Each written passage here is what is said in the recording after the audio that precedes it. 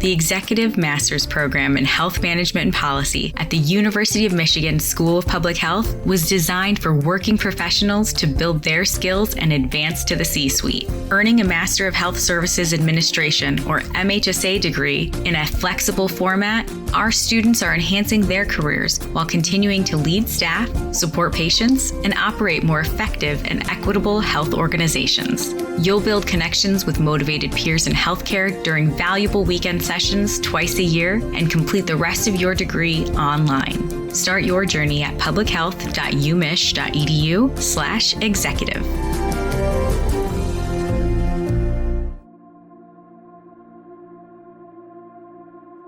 Hello and welcome to Population Healthy, a podcast from the University of Michigan School of Public Health. Join us as we dig into important health topics, stuff that affects the health of all of us at a population level, from the microscopic to the macroeconomic, the social to the environmental, from cities to neighborhoods, states to countries, and around the world.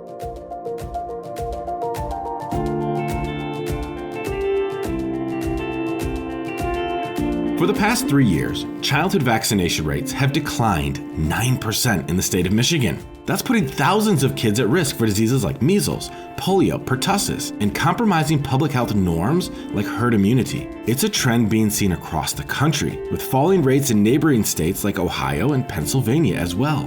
To delve into some of the causes, as well as some of the solutions, we convened a pair of epidemiological experts for a conversation on childhood vaccination. First is Matthew Boulton, epidemiology professor at the University of Michigan School of Public Health. He has held several leadership positions in the state of Michigan's health department, including serving as chief medical executive in the mid-2000s. He sat down with Natasha Bagdasarian, the current chief medical executive in Michigan. She's also a graduate of the University of Michigan School of Public Health. Bagdasarian took her post in October of 2021 during the height of the COVID-19 pandemic. In addition to addressing the downturn in childhood vaccination, Boulton and Bagdasarian discuss how the chief medical executive's role can provide leadership and guidance through the pressing public health issues in the state to ensure the well-being of Michigan's communities. Here's their conversation. My name is Matthew Boulton, and I'm Senior Associate Dean for Global Public Health and a Professor of Epidemiology at the University of Michigan School of Public Health. I have the distinct pleasure today of interviewing Dr. Natasha Bagdasarian, Chief Medical Executive for the state of Michigan and an adjunct clinical professor of epidemiology at Michigan Public Health. Dr. Bagdasarian is also an alumna of the school, and although it makes me sound terribly old, she's also a former student of mine, so it's an absolute delight to reconnect with her today. Thank you for having me on. Before we jump into our main topic for the day, childhood vaccinations in Michigan, I want to talk a bit about your experience as Chief Medical Executive for the state of Michigan. As you know, Natasha, I held that same position some 20 years ago under Governor Jennifer Granholm, and it's a tough job, but also a vital one. The role of Chief Medical Executive entered the spotlight prominently during the COVID pandemic, and you took the job in 2021 in the second year of the pandemic. I wonder if you could tell our audience what the experience has been like so far.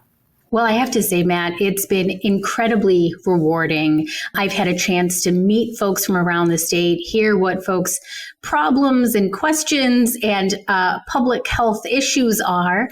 And there's also been an incredible opportunity to raise awareness to some really important topics. Lately, we've been talking a lot about gun violence as a public health issue. That's something that for a long time, public health and healthcare providers weren't really talking about as a public health topic. And now we can, and we are. When the Dobbs ruling came out, we talked a lot about reproductive health as a vital component of healthcare. So I've been able to raise some important awareness around some of these topics. And I think that has been incredibly rewarding. Thank you. If I could put you in a time machine and have you transport back in time to being an epidemiology student at Michigan Public Health, did you see yourself at that time holding a role like Chief Medical Executive? Well, Matt, I think I've told you this story, but I took one of your classes in probably 1999. And at the time, you were talking about outbreaks you'd investigated and all kinds of exciting news from around the state.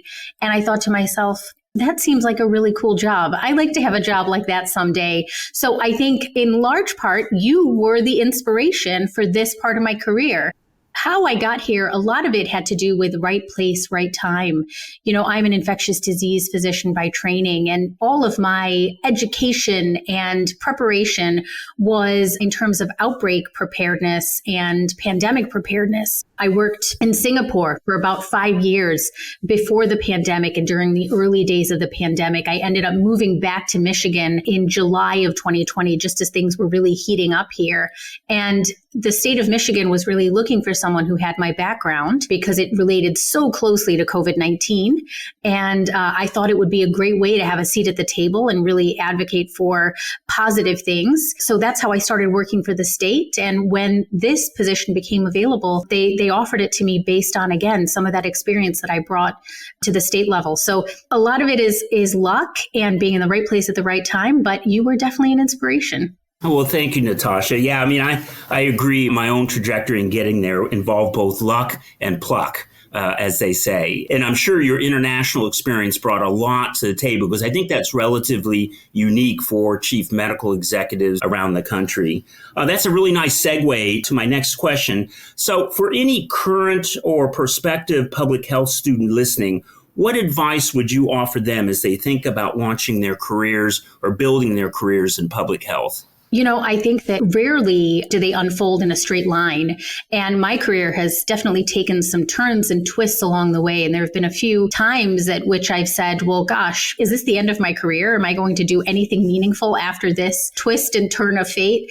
And I think that rather than being focused on a goal or an endpoint, it's important to really enjoy the experiences that come along the way and different opportunities that are offered to you. I really maximized some of my breadth of experience by saying yes when various opportunities have come my way.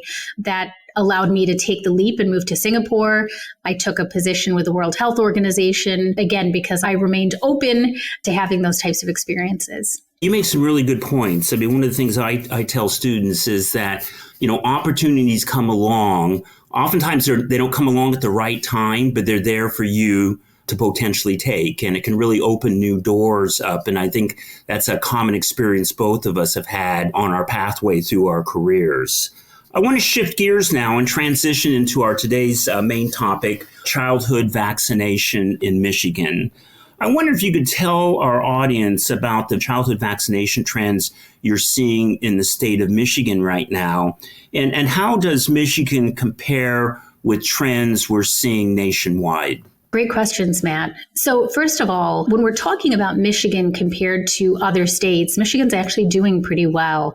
Our vaccination uptake for children under the age of 35 months is really quite good when we compare ourselves to other states, especially some states in the South. Now, what happened during the pandemic is unfortunate because when we look at that same age group, so children between the ages of 19 to 35 months, we saw a very clear decline in recommended childhood immunizations. So prior to the pandemic, uptake in that age group of vaccines like measles, mumps, rubella was about 75%.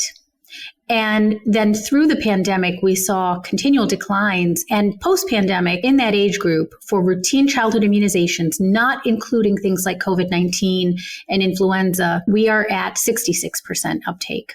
So we've seen a very clear decline. And I think there are a few reasons for that, but I don't think we can discount the impact of COVID-19 and some of the political rhetoric around health and public health that came out of the pandemic. You make some great points there. It's true that we saw declines in virtually all clinical preventive services, so mammograms, colonoscopies, cervical cancer screening during the pandemic, and including immunizations, as you point out, for a combination of reasons like lack of access and disrupted services.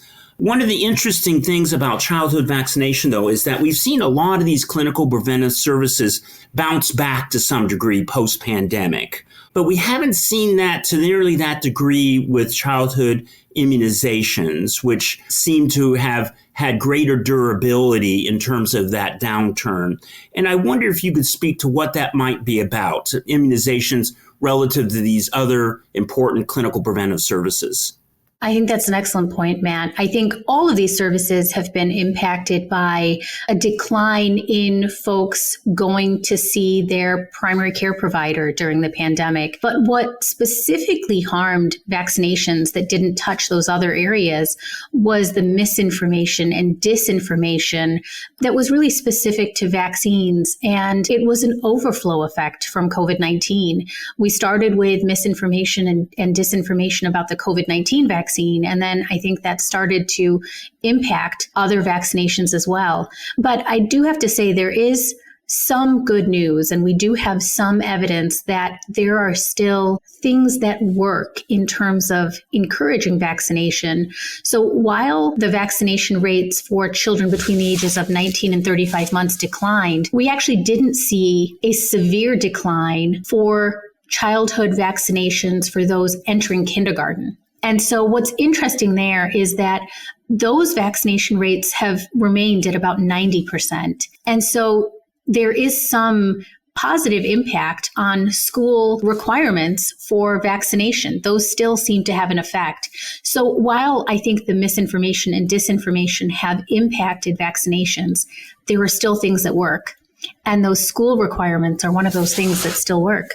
So do you think time is on our side, Natasha, as we move out further from the pandemic? We'll continue to see potentially increases in childhood vaccination, maybe returning to pre-pandemic levels? I hope so, Matt, but I think there's a lot of work that needs to be done in this area. One of the things that we've been talking a lot about at the state level and also with local health departments is how do we rebuild trust? How do we regain the trust that was lost during the pandemic? And this was really, I think, across the board. People lost trust in government. They lost trust in agencies that are supposed to be looking out for them. And I think it's going to take us some time to rebuild that trust in a very deliberate way. But we have to leverage on areas where trust still exists. And we know that from focus groups and from research that people still have trust in individuals who care for them. So they may not have trust in these larger entities like the state health department or local public health departments, but they still have trust in their doctors and in their nurses and maybe their pastor or their community leader.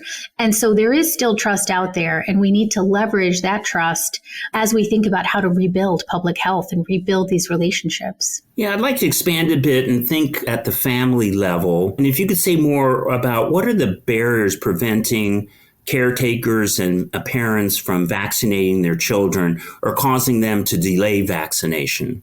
You know, I think, Matt, it's a complicated question. And I think folks are dealing with just so much information out there and not knowing what is correct and what's not correct. During COVID-19, we heard from a lot of people that they believed that by vaccinating their children with the COVID vaccine, they could be causing sterility. They could be impacting their children's ability to have future babies. So that type of misinformation and disinformation is a barrier.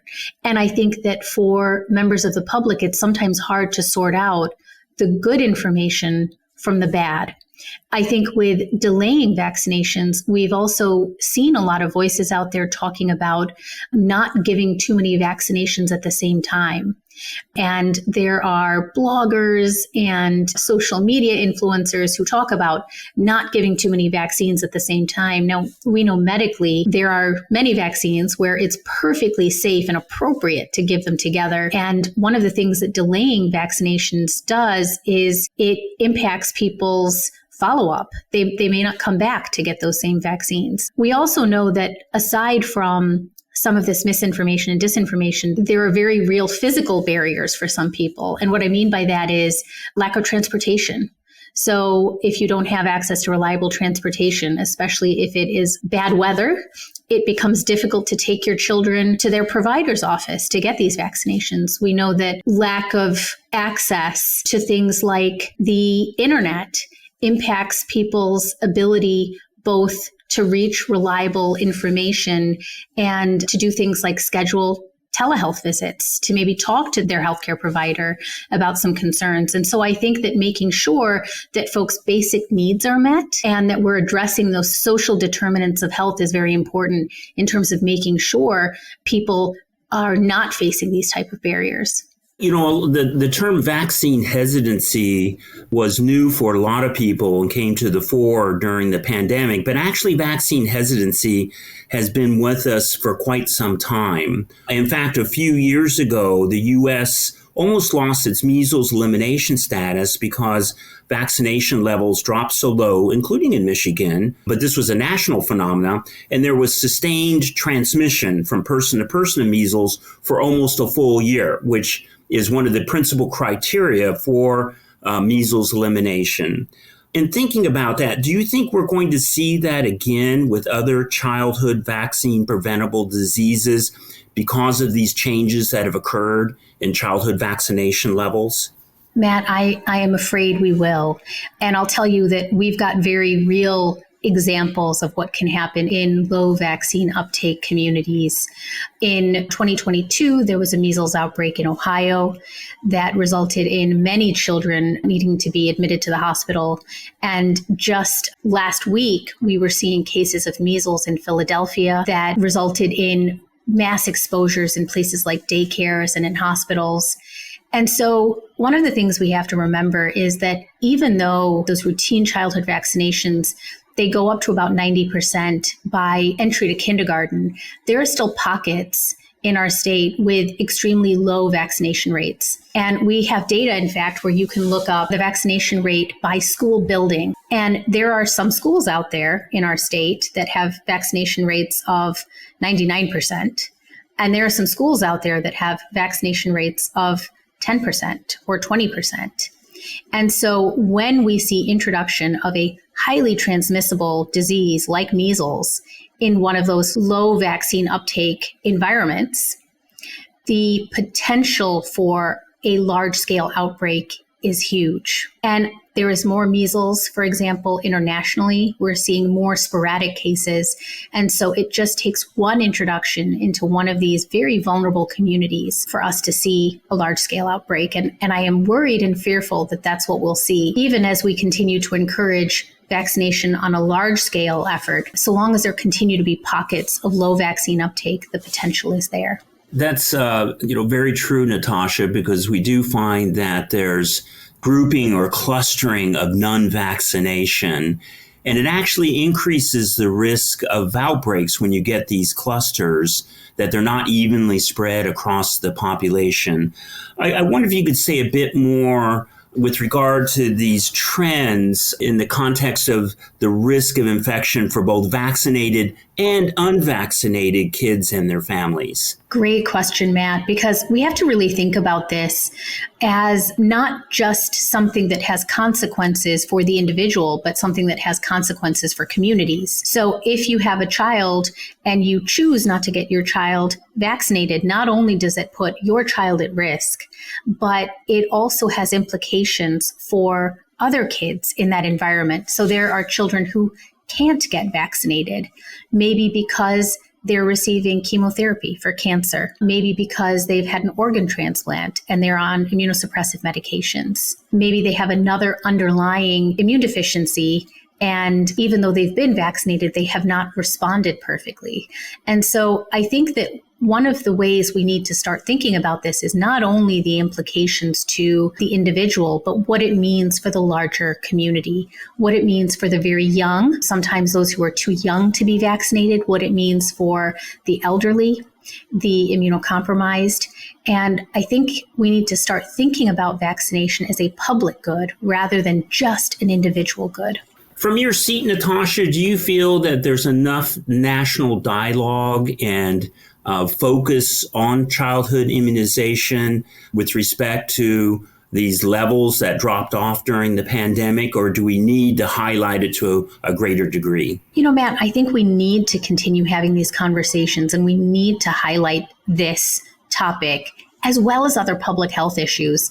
I find that we have access to so much data at the state level, and folks are really unaware in communities about what's happening across the state or even what's happening in their community in terms of some of these public health topics. And I think that part of regaining trust and building additional trust with communities is by being completely transparent and sharing data. So the more we highlight these topics, the more we engage in dialogue, I think the better it is for rebuilding public health. That leads to my next question. You recently held a statewide multi-sector forum on vaccines. Can you share with our audience some of the findings and proposed solutions from that forum? It was a great forum. It was really groundbreaking in that we brought people from all different backgrounds to talk together about this issue. So we had doctors and nurses and folks from local health departments, folks from the state, folks who thought about vaccines every day, and then folks who didn't. We had some people from community organizations that don't typically focus on vaccinations. We had folks from pharmaceutical companies and from the insurance payers. So it really was a multi-sector collaborative discussion. And number one, what I found was that people deeply care about this issue. So it was rewarding to be able to have this conversation with other folks who really care about vaccination and saw this as a real issue.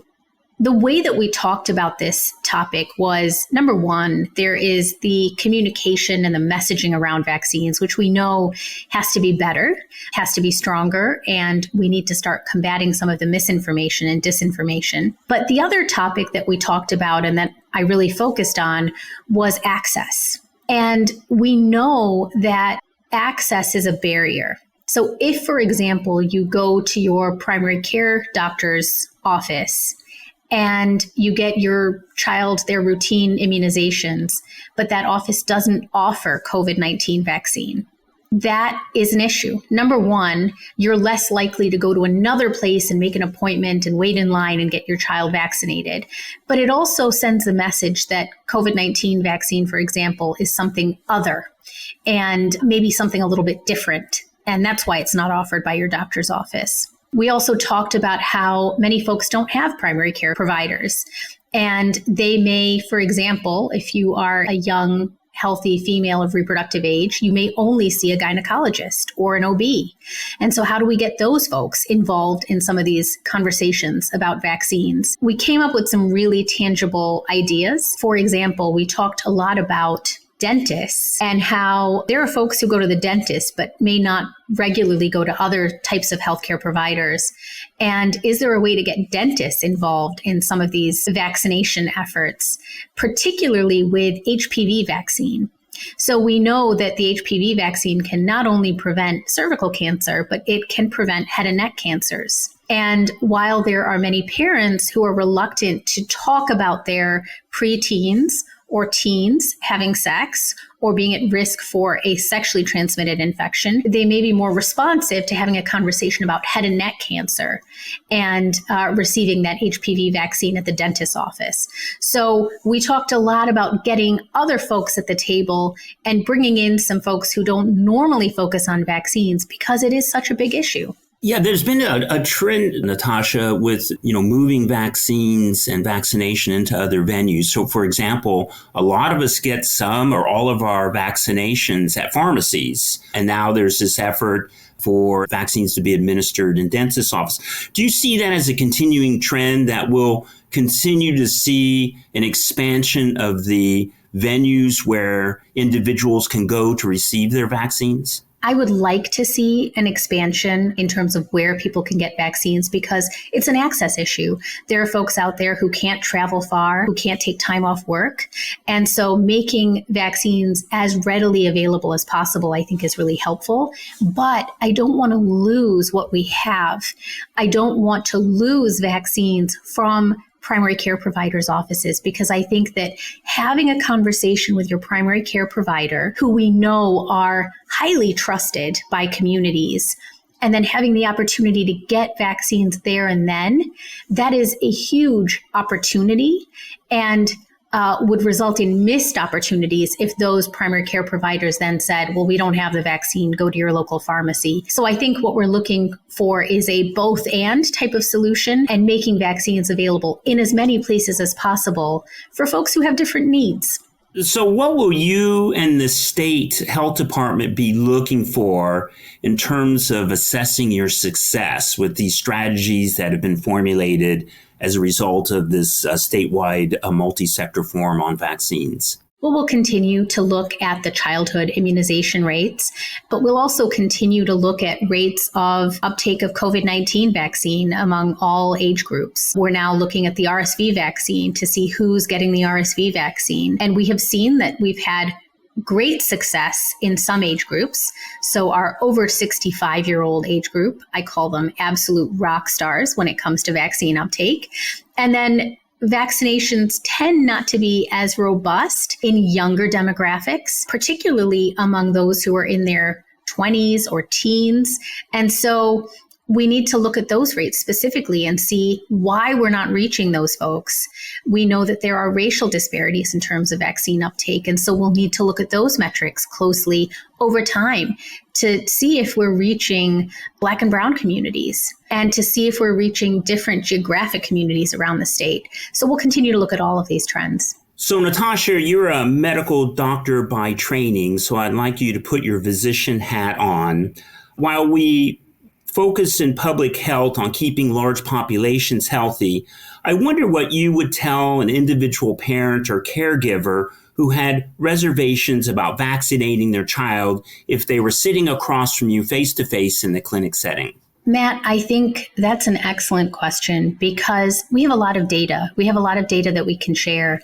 But what I have found is sometimes the most powerful message, either when I'm talking to large groups or when I'm having a conversation with an individual in my clinic, sometimes a story is more impactful. And sometimes telling folks that I am vaccinated, that I made sure my 9-year-old son is vaccinated, that I made sure my mom got her RSV and COVID vaccines this year, sometimes that's more impactful. And then also talking about the reasons why we choose to vaccinate in my family.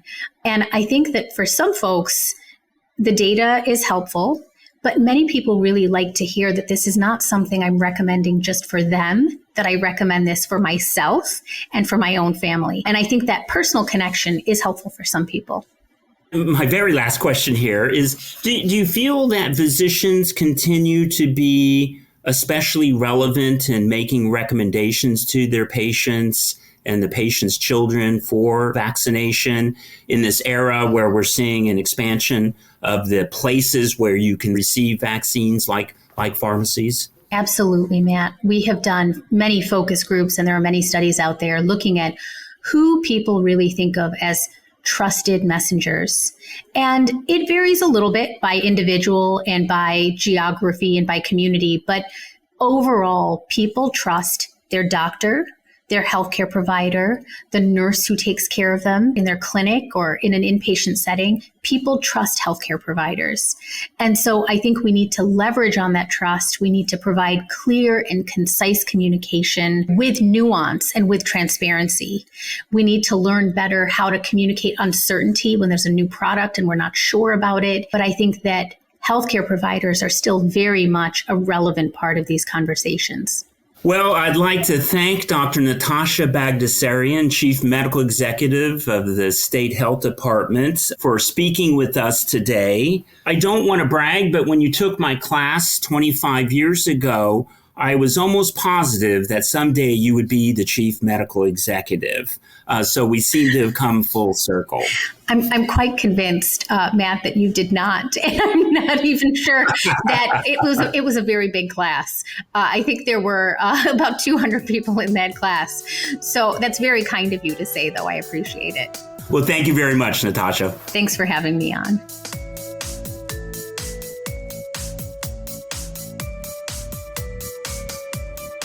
Thanks for listening to this episode of Population Healthy from the University of Michigan School of Public Health. We're glad you decided to join us and hope you learned something that will help you improve your own health or make the world a healthier place. If you enjoyed the show, please subscribe or follow this podcast on iTunes, Apple Podcasts, Google Play, Stitcher, Spotify, or wherever you listen to podcasts. Be sure to follow us at UMICHSPH on Twitter, Instagram, and Facebook so you can share your perspectives on the issues we discuss, learn more from Michigan public health experts, and share episodes of the podcast with your friends on social media. media. You're invited to subscribe to our weekly newsletter to get the latest research news and analysis from the University of Michigan School of Public Health. Visit publichealth.umich.edu/news/newsletter to sign up. You can also check out the show notes on our website, population-healthy.com, for more resources on the topics discussed in this episode. We hope you can join us for our next edition, where we'll dig in further to public health topics that affect all of us at a population level.